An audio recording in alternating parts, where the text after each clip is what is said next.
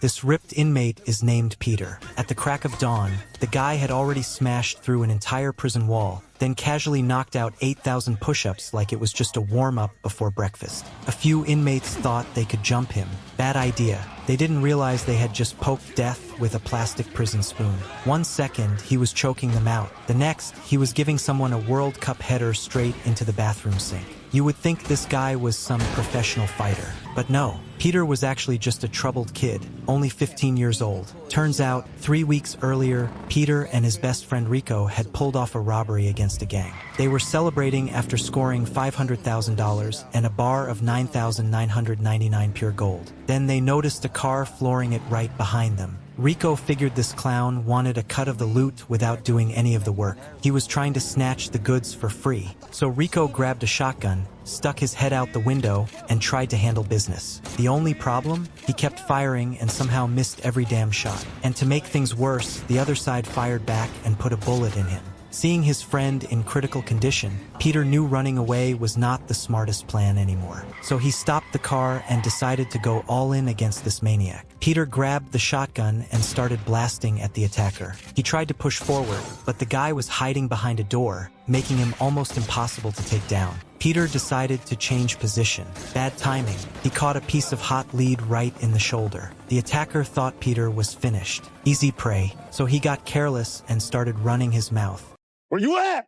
Where you at, white boy? You guys would have been good protein for my dog, homie. Oh, yeah. See your face. But the moment those words left his mouth, Peter rushed out. Boom. One shot straight through the body. And just like that, the guy got a one-way ticket to the afterlife. But before dying, this bastard left Peter with one final little surprise. Fucked up. Shot a fucking LAPD officer. Go to hell. After that little incident, Peter was gifted a shiny pair of silver bracelets shaped like the number 8 and hauled down to the station for a nice cup of police tea. Since the undercover cop had fired first and killed his friend, Peter was only sentenced to 15 years of counting prison bars for manslaughter. Peter's father, Alex, was sleeping like a dead man when he suddenly got a call from an old colleague. "I found your son. He just got sentenced to 15 years in prison for robbery and shooting a cop." Alex used to be a counterterrorism agent, the kind of guy who always fought for justice. So he never imagined his own son would run away from home just to jump straight into illegal business like it came with a welcome bonus. Right after that, Alex got in his car and drove straight to the federal prison, the place holding some of the most notorious criminals in America. Before he could visit an inmate, Alex had to go through an extremely strict body search. See my colleague? Face me. Arms out to your side, feet spread apart.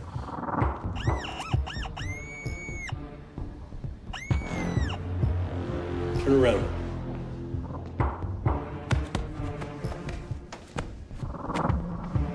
You guys done? We're done.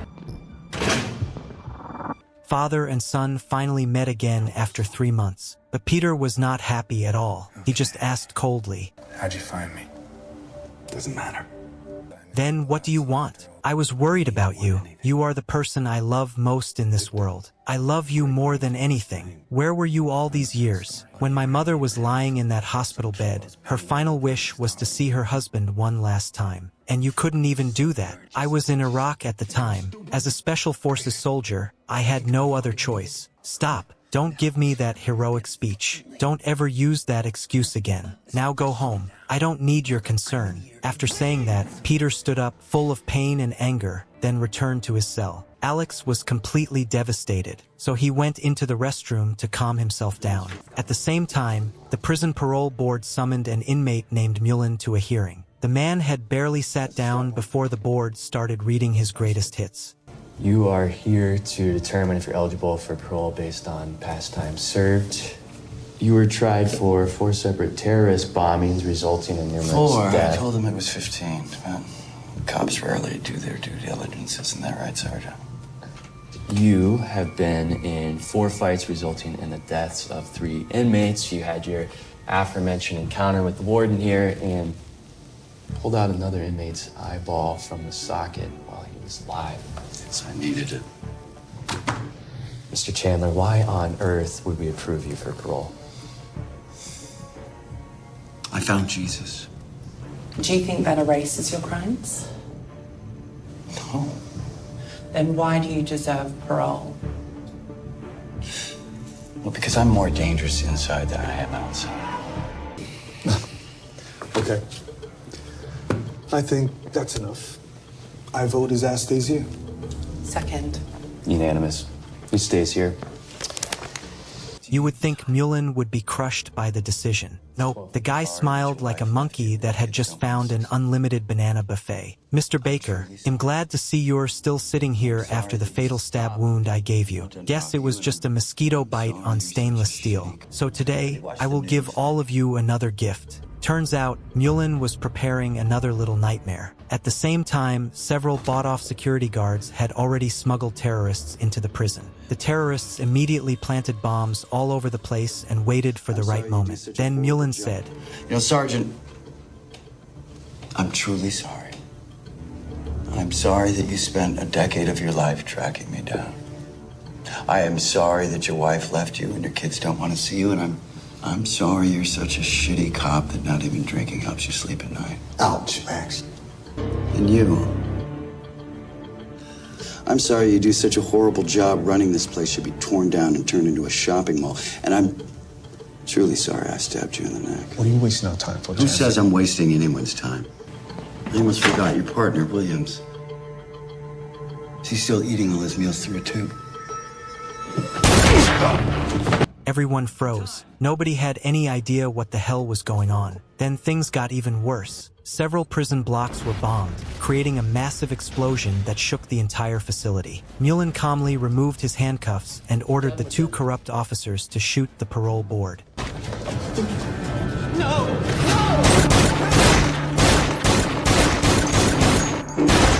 His men had also wiped out the security staff and taken control of the prison. When the inmates heard the explosions, they rushed outside. But every single one of them looked completely lost, like NPCs after the server crashed. Peter's father was also caught in the blast and injured his shoulder. Then, out of nowhere, boss-level terrorist Mullen made an announcement through the prison's PA system. My dear little prison buddies, I have officially taken control of this facility. If you want, you can run away and try to find freedom. But if you've got the guts, stay here and fight with me. After we get the money from the government, we'll move to another country and enjoy our retirement.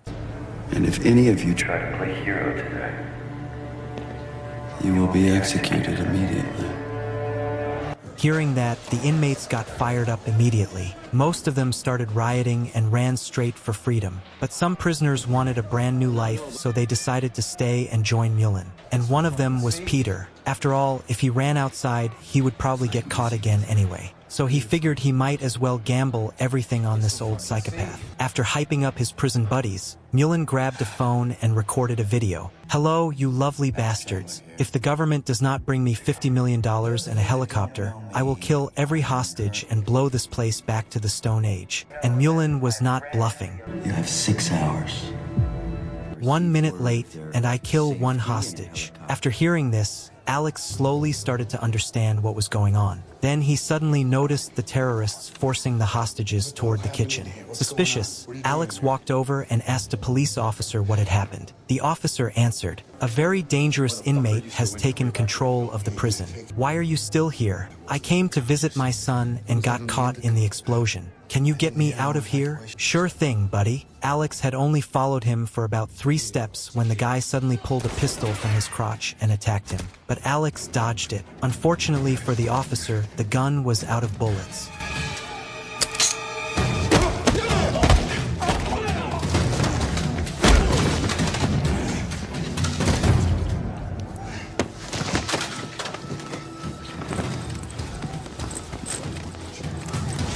After taking his weapon and some equipment, Alex left immediately. Outside the prison, the federal police had already arrived and surrounded the entire facility. But they did not dare make a move because terrorist boss Mullen was holding a lot of hostages. One agent reported to the chief that almost 100 prisoners had escaped. They had already set up a manhunt and would capture them soon. The remaining inmates were still holding their ground inside the prison with Mullen. The order from the government was clear. Do not act recklessly, and make sure the hostages stay alive. Meanwhile, inside the prison, Peter and about a dozen other inmates decided to follow Mullen. Mullen looked at them and asked, "So you clowns are volunteering to follow me?" One inmate immediately answered, "Yes, sir. I offer this body to your great cause." He probably thought that little bootlicking performance would make Mullen happy. Big mistake, because Mullen absolutely hated kiss-ups.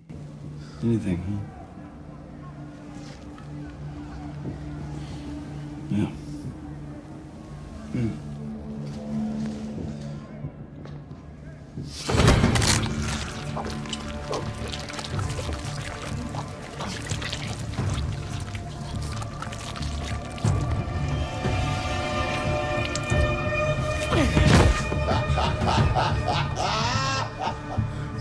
What the fuck, Chandler? Any more kiss asses? Never trust the first motherfucker to speak up, you understand me? Now, apparently there's an armory in here to prevent this sort of thing from happening. Does anybody happen to know where it is? Anybody? While everybody was still scared out of their minds, Peter suddenly raised his hand. You do.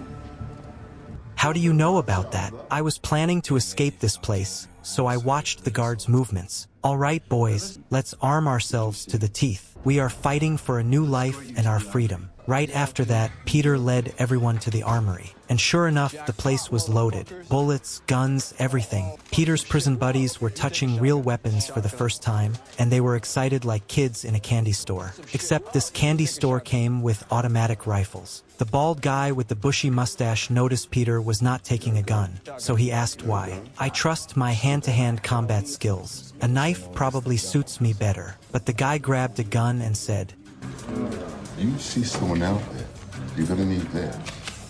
Thanks, but no thanks. Is there a problem? No. Just last time I used one of these is the reason I ended up in here. Well, now's your ticket out. Yeah, fuck it.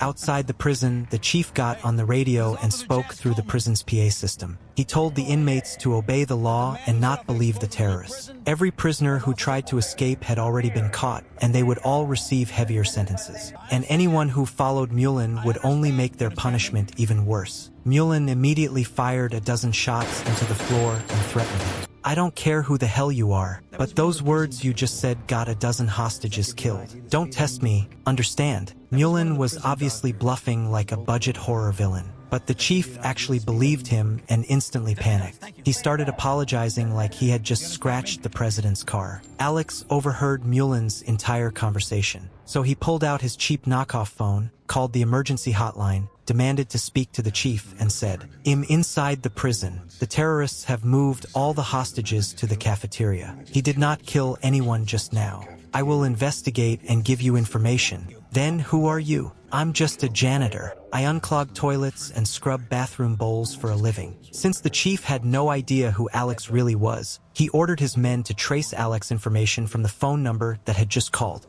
Inside the prison, Alex had just hung up when he heard voices coming from the hallway. He looked out and saw two big guys running their mouths about all the fun they would have after finishing this job. One of them went into the restroom to handle some private business. So Alex moved in quietly, like he was escorting royalty to the toilet. Then he cut a tendon in his leg, choked him out, and dropped him without making much noise. After borrowing his rifle, Alex waited. The other guy had just zipped up his pants and opened the door when Alex gave him a bullet straight through the body. Alex kept moving and continued searching for the hostages. Soon, he found two more terrorists. While they were not paying attention, Alex rushed out and took one of them down. Then he grabbed a knife and closed in for hand-to-hand combat. Of course, this guy was no match for a former counterterrorism agent like Alex. After sending both of them straight to the afterlife, Alex continued searching for his son. Boss Mullen called outside and asked the chief about the helicopter and the $50 million.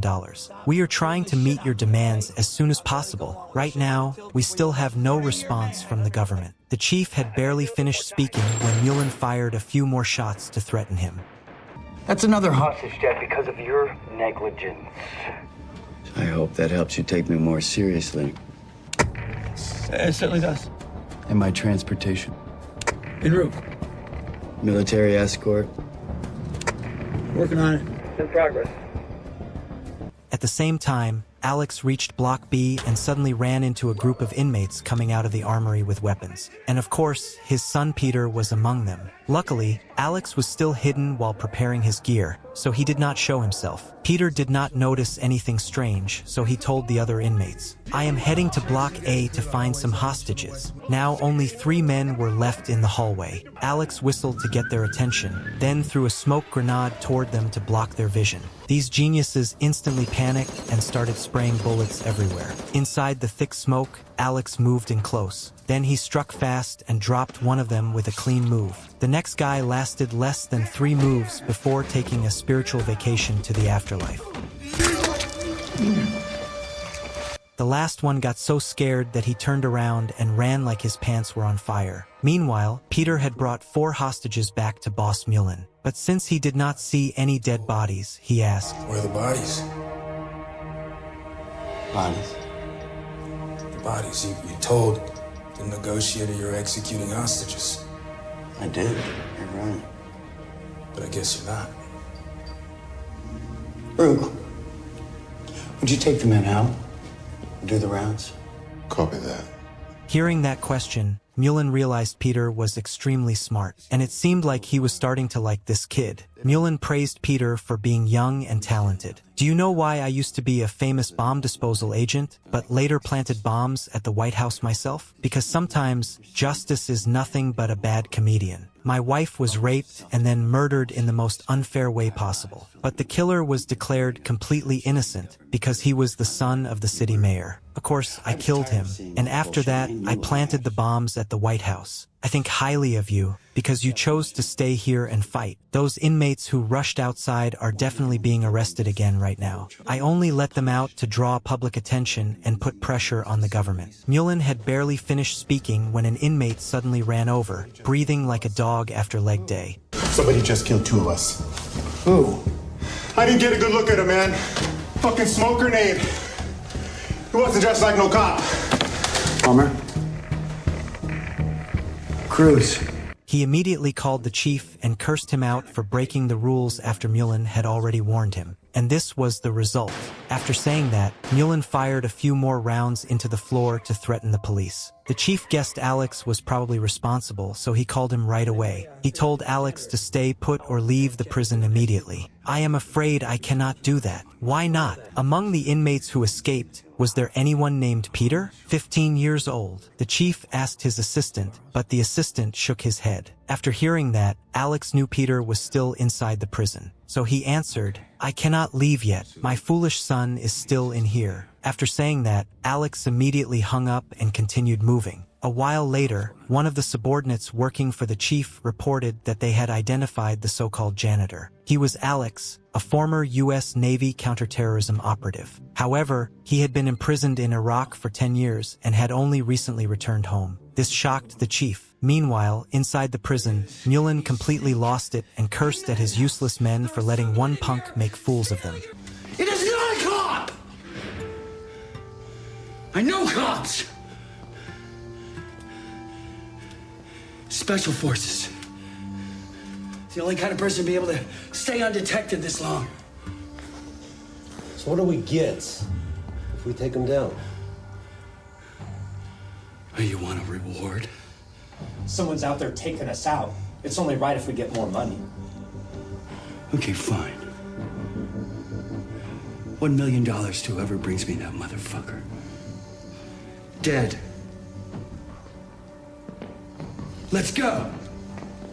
Immediately, everyone set out to hunt down the troublemaker. Peter was no exception, but he had no idea the man they were hunting was actually his own father. Mullen then called the police chief, or whatever ridiculously long title that guy had, and asked, "Is the Cobra quietly snatching my chickens one of your men?" Afraid that Mullen would start slaughtering hostages, the chief had no choice but to tell the truth. "He is Alex, a former agent of the United States Navy." Hearing that name, Mullen immediately said, "I know him. Very interesting." At the same time, Alex broke into the cafeteria and searched around. Then he discovered that all the hostages had been killed inside a room. While he was still frozen in shock, a giant suddenly appeared out of nowhere.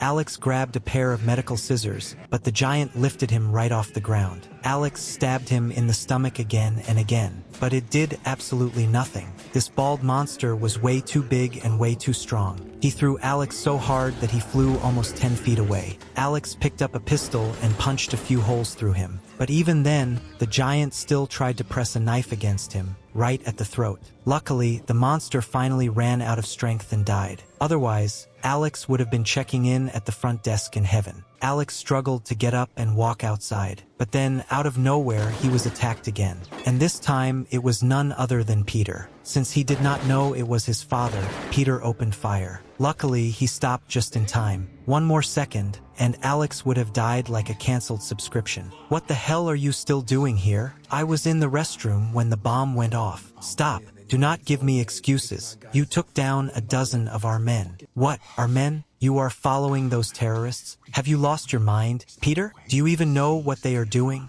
I think Mullen is right. He understands how rotten the government is. Just like the pain you caused my mother. Peter, do not follow him. Do not do anything wrong. The only person killing people here is you. You are the real villain. Mullen has not even killed anyone. He only fired shots to scare the police. Mullen killed every hostage in the food storage room. Stop making things up. Mullen would never do that. Do not be stupid. How can you trust a prisoner more than your own father? If I report this outside, the police will storm in and wipe everyone out. You idiot. I do not need your concern. Let me live my own life. No matter how much his father explained, Peter kept arguing at full volume and defending Boss Mullen. In the end, Alex calmed himself down and said, "Then you decide. Kill me, and go do whatever you want." Hearing that, Peter shot his father in the thigh once, then walked away in pain. Alex struggled to stand up and dragged himself into the restroom. He opened the gear bag he had stolen earlier and pulled out a bottle of stimulant pills. Then he took them like painkillers from a discount pharmacy. Using the survival skills he had learned, Alex gritted his teeth, cut open the wound with a knife, and pulled the bullet out. After that, he bandaged himself up so he could keep fighting.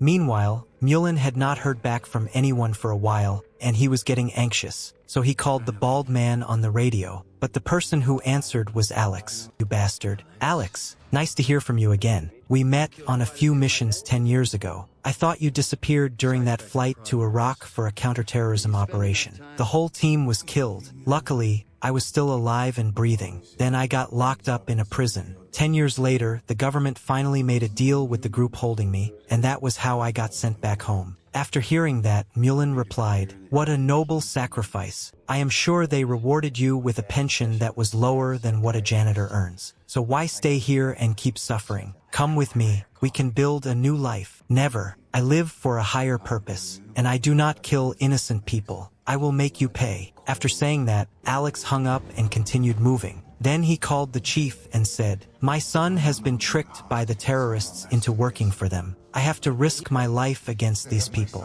Listen, a helicopter is on the way. The government already knows Mullen killed all the hostages. When he climbs onto the helicopter rope ladder, they will drop him from the sky. Then special forces will storm in and deal with the rest. I am sorry. There is nothing else I can do to help you and your son. Please do not hurt my son. This is already out of my control." Alex immediately hung up. Then he heard careful whispers coming from inside the kitchen. He spotted about 5 guys in there, but with limited ammo and one busted leg, fighting them head-on would basically be applying for death in person. So Alex suddenly appeared and fired a few shots to get their attention. These geniuses immediately chased after him like their brains came with no brakes. Alex backed away, pulled the door latch to distract them, then moved straight toward the front entrance and suddenly opened fire. One guy went down. Alex pushed inside. Using the layout and cover around him, he moved fast and narrowly dodged a burst of bullets from one man. When the guy got close, Alex suddenly rushed out and took him down. The wound in his leg was still bleeding, but he forced himself to endure it. He almost ate a bullet straight to the mouth. After reloading, Alex got into a shootout with the masked man to see who had better aim.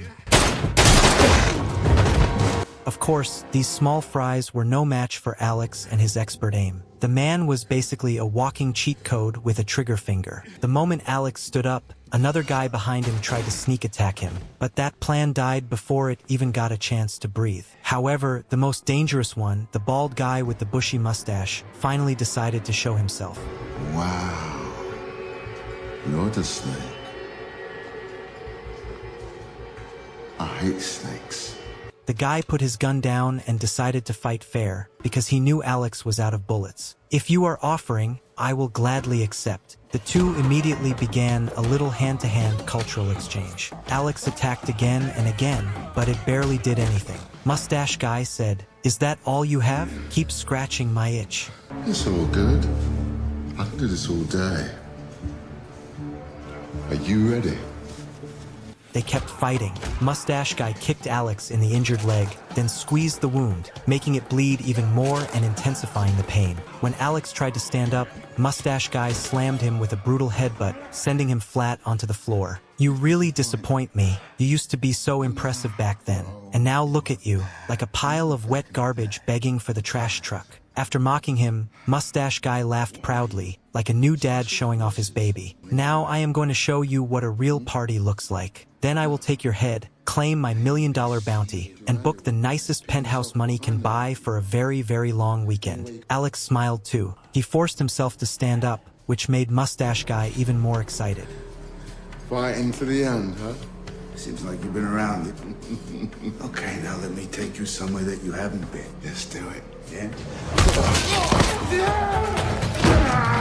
Then Alex used his one-punch kill technique and smashed the face of Mustache guy until even Face ID would never recognize him again. After a few more hits, the guy started coughing blood and died right there. At that exact moment, the Special Forces team began entering the prison through the basement. Meanwhile, Boss Mullen received a message. The helicopter and the money had arrived. He needed to get to the rooftop immediately. "Sure thing, buddy." Mullen had no idea this was a trap, so he told Peter to leave his gun behind and come with him. At this point, Peter was already in too deep. Backing out now would only get him killed. The two of them reached the rooftop, and sure enough, the helicopter was already there. But suddenly, Mullen pointed his gun at Peter and asked, "Agent Alex came here because of you, right? What is your relationship with him?" "He is my father, but I do not care about him. I want a new life." "Interesting. Then I will give you a choice." After saying that, Mullen handed Peter a pistol.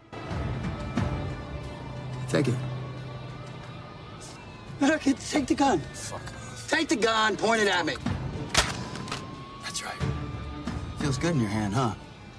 Now all you gotta do is point it at me and pull the fucking trigger. You're in control of your own fucking destiny. You wanna be with me, you wanna be with your dad, you wanna be with yourself. What do you want? Point it at me!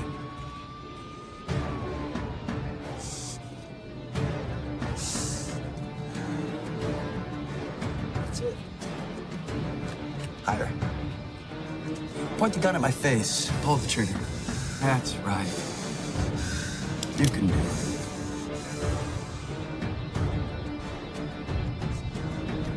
That's right.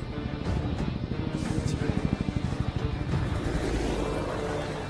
It's hard to hold it still with a helicopter up above it, isn't it?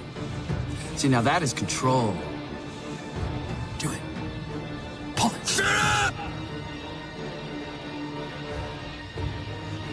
Peter did as he was told, but he could not pull the trigger. This made Mullen extremely pleased with him. "A new life is waiting for us." Mullen took the gun back and was about to leave, but Alex suddenly appeared and held him at gunpoint. "Peter, come here to your father." Alex had barely finished speaking when Mullen pulled the trigger and shot him in the shoulder. Peter immediately ran over, held his father, and begged Mullen to spare him. Alex told his foolish son to help him lift the gun. Then Alex pulled the trigger. One shot hit Mullen right in the stomach. At that moment, the helicopter moved into position and dropped the rope ladder. Alex was about to finish Mullen off, but then he remembered what the chief had planned. Once Mullen climbed onto the helicopter ladder, he would be dropped from high above. so Alex lowered his gun and spared his life. Mullen smiled proudly and grabbed onto the ladder, letting the helicopter pull him up into the air. He thought he was about to escape successfully, but he had no idea death was already waiting for him upstairs. Alex and Peter then hugged each other in relief.